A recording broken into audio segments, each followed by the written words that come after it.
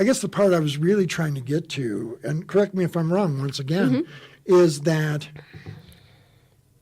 many, if not most, of the fentanyl overdoses in our community are related to people doing other drugs that have been contaminated with fentanyl, because most of the people who are knowingly using fentanyl are knowingly using it and knowing what they're doing. Am I correct in that? Well, I mean, that is true. We're actually seeing that less and less. We're not seeing a ton of overdoses from cocaine, for example, that has fentanyl in it, or meth that has fentanyl in it.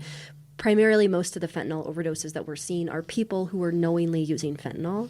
And the reason for that is that the supply is really varied. So for the most part, we have pressed fentanyl pills that people smoke.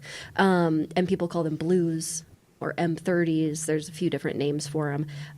And those pills really vary in strength. And so you often don't know what you're getting.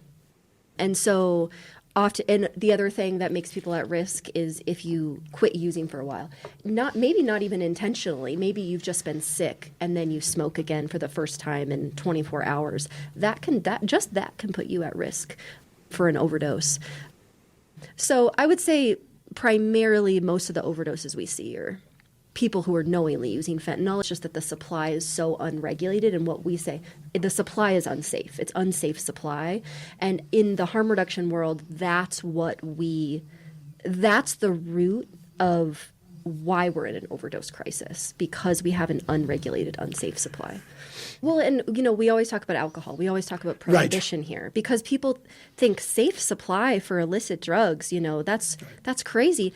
No, that's what a bar is. You get a shot at the bar, you know exactly how it's going to affect you, what's in it, and what you need to support you in that high, basically, right? And you're also in a place where we also call those supervised consumption sites, right? Like a bartender is basically Yeah. Whereas during Prohibition, alcohol was really dangerous because people were making it on their own. It wasn't regulated. You didn't know how strong it was going to be. We saw a ton of overdose deaths from alcohol.